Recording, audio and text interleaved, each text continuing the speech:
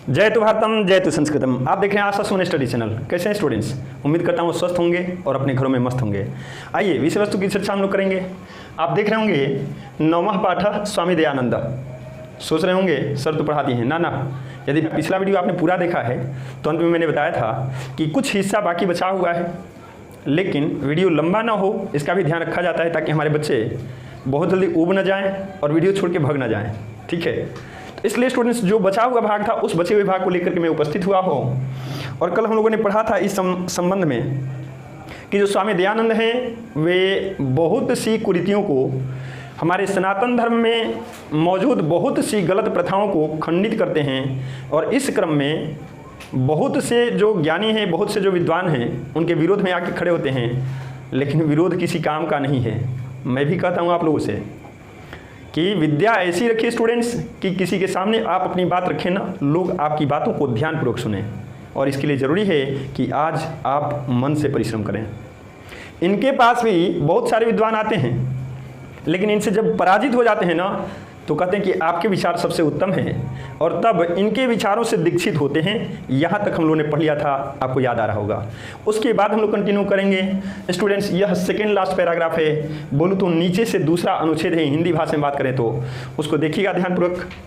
करें स्त्री शिक्षाया विधवा विवाहस्य मूर्ति पूजा खंडनस्य अस्पृश्यताया बाल विवाहस्य च निवारणस्य तेन महान प्रयासः विभिन्नैः समाजोद्धारकैः सह कृतः। इसमें 2-3 चीज़ें स्टूडेंट्स आपको ध्यान देने योग्य है। एक तो यहाँ पे ध्यान दीजिएगा, समाज धन उद्धारकैः समाजोद्धारकैः।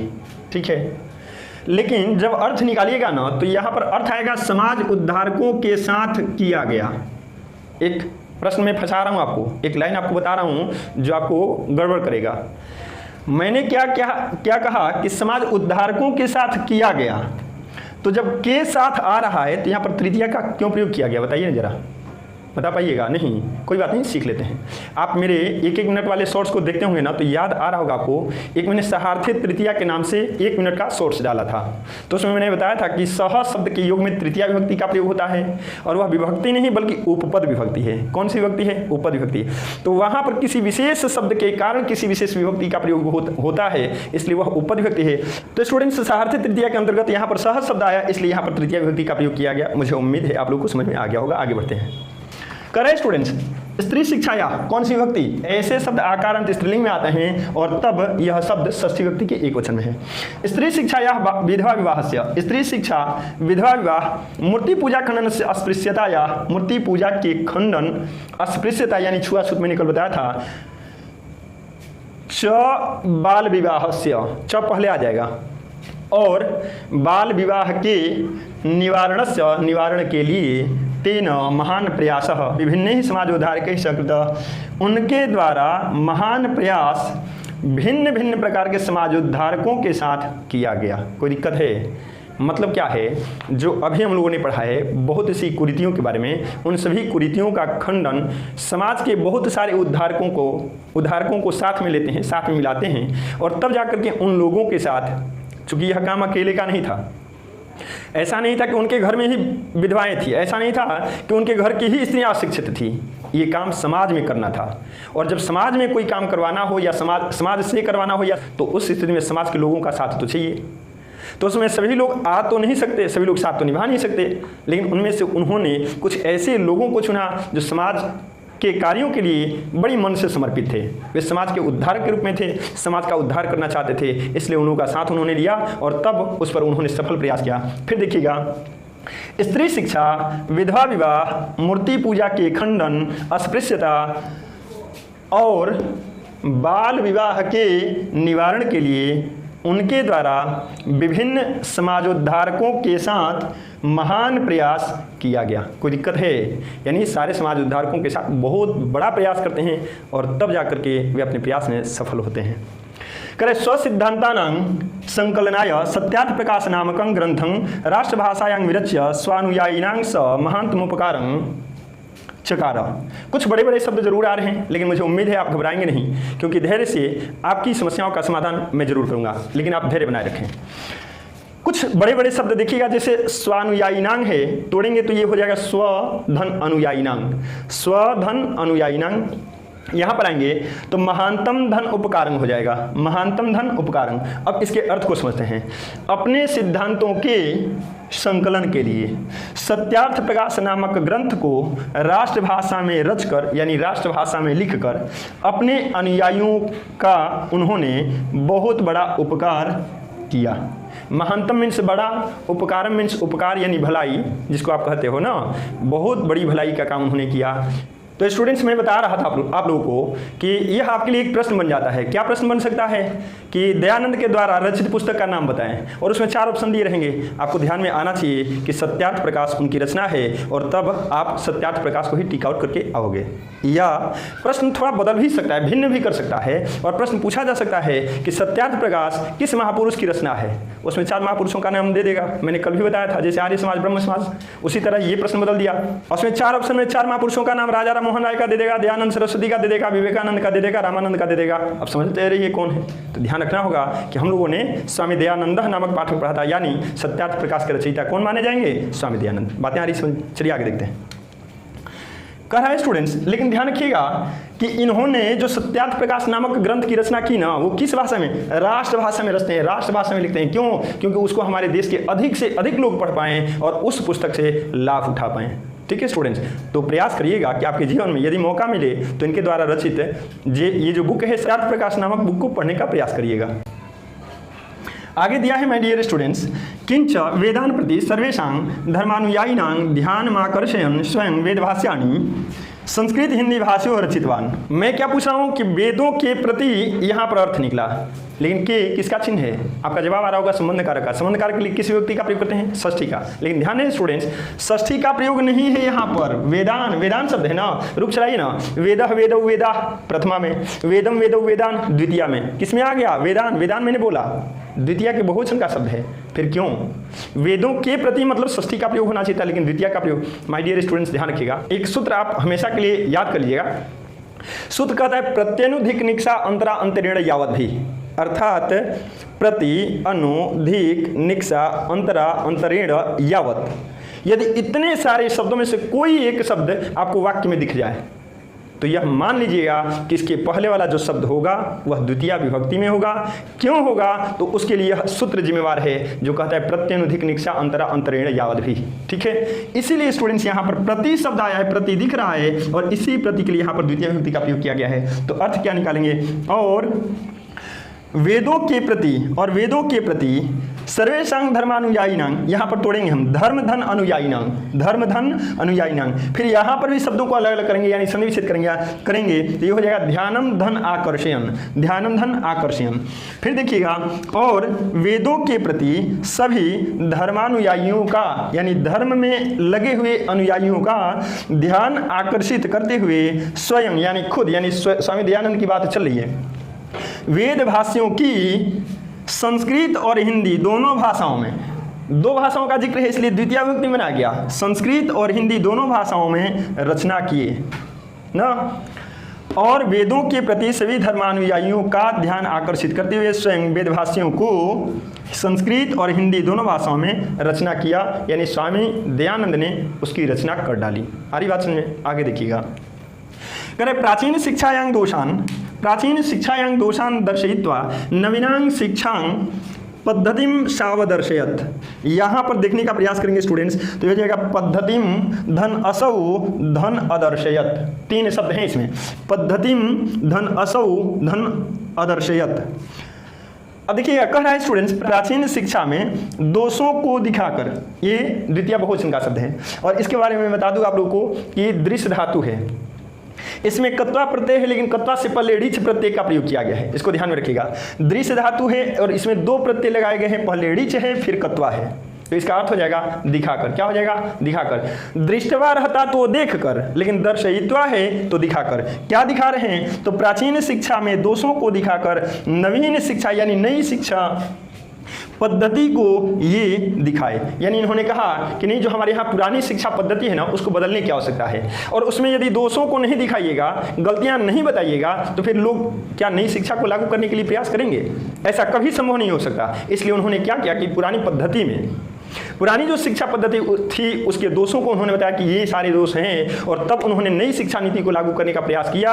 और जब लोगों ने देखा कि नहीं, पुरानी शिक्षा में वास्तविक रूप में दोष है, नई शिक्षा उससे अलग है, तो फिर लोगों ने उसे स्वीकार भी कर लिया। ठीक है, दिया है स्टूडेंट्स, स्वसिद्धांतानां कार्यान्वयनाय 1875 ईस्वी वर्षे मुंबई नगरे आर्य समाज संस्थायाः स्थापनां कृत्वा अनुयायिनां कृते मूर्तरूपेण समाजस्य संशोधनोद्देश्यं प्रकटितवान्। कुछ शब्दों पर मैं ध्यान दिलाना चाहूँगा। जैसे यह कृत्वा शब्द है, तो दर्शित्वा हमने देखा था, यहाँ पर कृत्वा देख रहे हैं हम लोग। ध्यान रखिएगा स्टूडेंट्स, कत्वा प्रत्यय है। कौन सा प्रत्यय? कत्वा। कत्वा में मैं बताता हूँ, कत्वा के लिए एक दो नियमों का आपको ध्यान रखना होगा कि जब भी किसी शब्द में, किसी धातु में हम कत्वा प्रत्यय का प्रयोग करते हैं तो उसमें का क लुप्त हो जाता है। क्या हो जाता है? लुप्त हो जाता है। नहीं आ रही बात समझ में? सुनामी सुने हैं आप, इंग्लिश का सुनामी, वो स्टूडेंट्स टी से शुरू होता है, लेकिन टी का प्रयोग नहीं किया जाता। वो क्या हो जाता है? लुप्त हो जाता है, छिप जाता है। सुनामी पढ़ा जाता है, टी का प्रयोग नहीं। ठीक उसी तरह स्टूडेंट्स, वो मैंने अंग्रेजी का बताया, ये संस्कृत चल रहा है।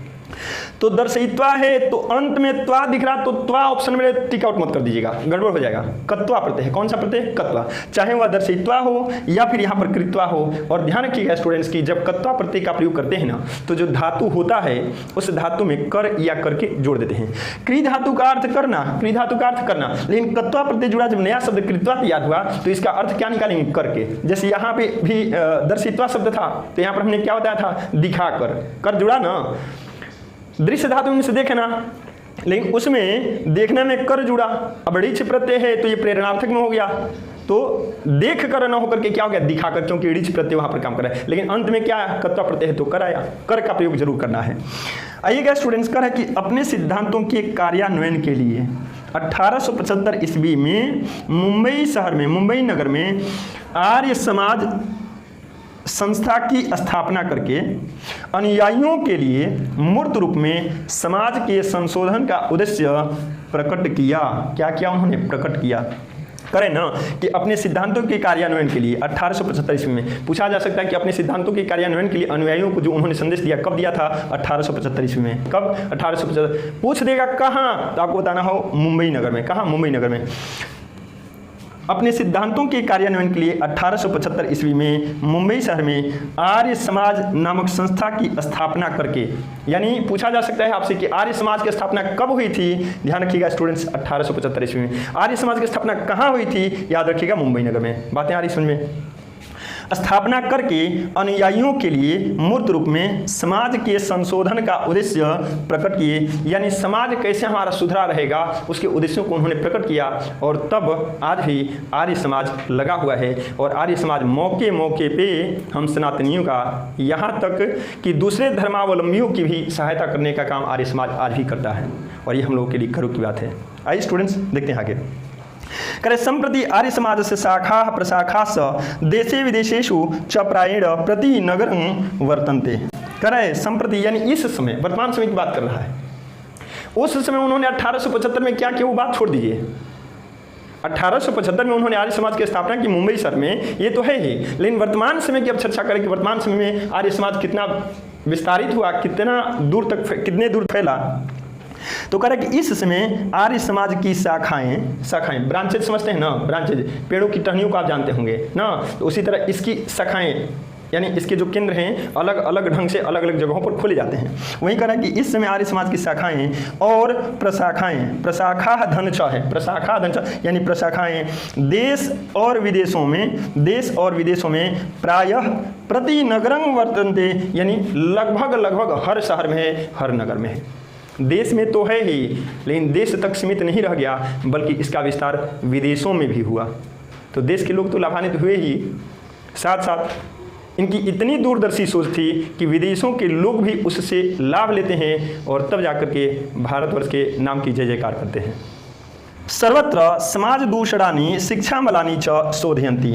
कह रहा है कि और कह रहा है कि सब जगह समाज के दोषों और शिक्षा के दोषों को सुधारा जा रहा है ना। समाज में कौन कौन सी बुराइयां हैं या शिक्षा में किस प्रकार का सुधार होना चाहिए, उस आर्य समाज के माध्यम से ये सारे काम देश में भी हो रहा है और विदेशों में भी लोग लगे हुए हैं। और स्टूडेंट्स ध्यान रखिएगा, यदि हमारा समाज दोष रहित हो जाए और हमारी शिक्षा पद्धति ठीक हो जाए तो हमें लग रहा है कि समाज में किसी प्रकार की कोई बुराई ही नहीं रह जाएगी। बस एक एक समाज हम लोग को ठीक करने की आवश्यकता है, उतना यदि कर लेते हैं ना, राष्ट्र को कौन रोक लेगा अच्छा होने से। शिक्षा पद्धतौ गुरुकुलानां डीएवी दयानंद एंग्लो वैदिक विद्यालयानांच समूहः स्वामिनो दयानंदस्य मृत्युः 1883 ईस्वी अनंतरं प्रारब्धः तदनुयायिभिः। अब देखिएगा कुछ शब्दों को हम लोग तोड़ने का प्रयास करेंगे। जैसे स्टूडेंट्स यहाँ पर विद्यालयानांच है, तो इसको तोड़ेंगे तो ये हो जाएगा विद्यालया नाम धन छ ना। और इसके साथ स्टूडेंट्स यहाँ पर एक शब्द दे दिया गया है तदनुयायी भी, तो इसको तोड़ेंगे ना तो तत् धन अनुयायी भी हो जाएगा, तत् धन अनुयायी भी। अब कहिएगा सर अनुयायी भी में विभक्ति बताइए, तो ध्यान रखिएगा स्टूडेंट्स ये तृतीया बहुवचन का शब्द है, यानी जिसका अर्थ निकलेगा अनुयायियों के द्वारा। अब समझना आसान हो जाएगा। पढ़ते हैं हम लोग। करे शिक्षा पद्धति में गुरुकुलों डीएवी यानी दयानंद एंग्लो वैदिक, ध्यान दीजिएगा डीएवी स्कूल आपने सुना होगा, डीएवी सुने हैं ना आप लोग, इन्हीं दयानंद सरस्वती के नाम पे उसका नामकरण हुआ। दयानंद एंग्लो वैदिक यानी डीएवी जो हम पढ़ने जाते हैं, या बहुत सारे बच्चे लाखों लाख बच्चे जो हमेशा लाभान्वित हो रहे हैं उस विद्यालय के द्वारा, वो दयानंद की ही देन है। उसी चीज़ को इस वाक्य में बताया जा रहा है कि शिक्षा पद्धति में गुरुकुलों डीएवी यानी दयानंद एंग्लो वैदिक विद्यालयों के समूह स्वामी दयानंद की मृत्यु 1883 ईस्वी अनंतरं यानी स्वामी दयानंद की मृत्यु के बाद प्रारंभ हुआ, शुरुआत हुई तदनुयायी भी उनके अनुयायियों के द्वारा। यानी बहुत सारे गुरुकुल हमारे यहाँ खुले और बहुत सारे डीएवी स्कूल खुले, लेकिन संजोग से 1883 ईस्वी में हमारे स्वामी जी की मृत्यु होती है, स्वामी दयानंद की मृत्यु होती है। और उसके बाद जितने उनके अनुयायी होते हैं वे सोचते हैं कि भाई कुछ ऐसा काम किया जाना चाहिए कि वर्तमान समय में तो हम लोग दयानंद के नाम को आगे बढ़ा रहे हैं, लेकिन एक ऐसा समय आएगा जब धीरे धीरे हमारे उनके अनुयायी यानी हम सभी लोग समाप्त होंगे और तब उनका नाम भी खत्म हो जाएगा। तो उनके नाम को जीवित रखना है, उनकी कृतियों को जीवित रखना है। और तब उन लोगों ने, उन अनुयायियों ने यह संकल्प लिया कि नहीं, हमें समाज के उद्धार के लिए, समाज की भलाई के लिए कुछ काम किया जाना चाहिए हम लोगों के द्वारा। तो उस स्थिति में उन्होंने कुछ गुरुकुल खोले और कुछ विद्यालय खोले। विद्यालय जो खोले गए वे डीएवी के नाम से खोले गए, जिसका फुल फॉर्म होता है दयानंद एंग्लो वैदिक। आपसे पूछा जा सकता है कि डीएवी का फुल फॉर्म बताएं। हालांकि यह प्रश्न अंग्रेजी में चला जाता है, संस्कृत का ये विषय नहीं है ना, लेकिन ये पूछा जा सकता है कि दयानंद के नाम से किस विद्यालय की स्थापना की गई। उसमें 4 ऑप्शन दिए रहेंगे, उसमें हो सकता है कि दयानंद एंग्लो वैदिक दे दे, तो आपको ध्यान में रखना होगा। उनकी मृत्यु कब हुई थी? 1883 ईस्वी में। कब स्टूडेंट्स? 1883 में। फिर देखिएगा, वर्तमान शिक्षा पद्धतौ समाजस्य प्रवर्तने च दयानंदस्य आर्य समाजस्य च योगदानं सदा स्मरणीयम् अस्ति। वर्तमान शिक्षा पद्धति में और समाज के परिवर्तन में दयानंद का और आर्य समाज का योगदान सदा स्मरणीय है। अर्थात इन दोनों के योगदानों को हम नहीं भुला सकते, इन दोनों के योगदानों को हम नज़रअंदाज नहीं कर सकते। हमें उनके प्रति कृतज्ञता प्रकट करनी है और इसलिए यह जरूरी है कि कम से कम उनके नामों को हम जीवित रख सकें, उनकी कृतियों। कहा जाता है स्टूडेंट्स, संस्कृत में कहा जाता है कीर्ति ही यस्य सजीवति। जिसकी कीर्ति है, जिसके कर्म अच्छे हैं, वही व्यक्ति जिंदा है। ऐसा नहीं है कि स्वामी दयानंद के समय में केवल स्वामी दयानंद ही थे, लेकिन और लोगों को तो हम नहीं पढ़ रहे हैं बुक के माध्यम से, पुस्तक के माध्यम से, लेकिन दयानंद को पढ़ रहे हैं। यानी कि उनके कर्म अच्छे थे, इसलिए हमें पढ़ाई में इन महाशय को, इन महापुरुष को रखा गया है और हम लोग पढ़ रहे हैं, इनसे लाभान्वित हो रहे हैं, इनसे प्रेरित हो रहे हैं, कुछ प्रेरणा ले रहे हैं। लेकिन अन्य लोग की तो चर्चा नहीं हुई। इसलिए यदि आपको भी अपने जीवन में कुछ अच्छा करना है तो संघर्षों से गुजरना होगा। आज आपको अपने सुख और चैन को त्याग करके पढ़ाई पर मन से लगना होगा। यदि आप ऐसा करते हैं तो आगे आने वाले समय में समाज के लिए आप एक उदाहरण पेश करिएगा, आप एक मिसाल पेश करिएगा और लोग आपका अनुसरण करेंगे। लेकिन इसके लिए ज़रूरी है कि सर्वप्रथम आप आज खूब मेहनत करें, खूब परिश्रम करें और खुद अपना उदाहरण लोगों के समक्ष पेश करें। उदाहरण के लिए किसी दूसरे के पास न जाना पड़े, इसलिए आज परिश्रम कर लें। कल आपका भविष्य बहुत सुखद होने वाला है यदि आज आप परिश्रम कर लेते हैं। ठीक है स्टूडेंट्स, इन्हीं वाक्यों के साथ मैं अपनी वाणी को विराम दूंगा। लेकिन मैं चाहूँगा कि यदि यह वीडियो आपको अच्छी लगी हो तो यह प्रयास जरूर करें कि यदि आपके कोई साथी 10वीं कक्षा में हो तो उन्हें भेजने का प्रयास जरूर करें। ठीक है स्टूडेंट्स, मिलते हैं बहुत जल्द अगली वीडियो में। तब तक दीजिए अनुमति। Bye students.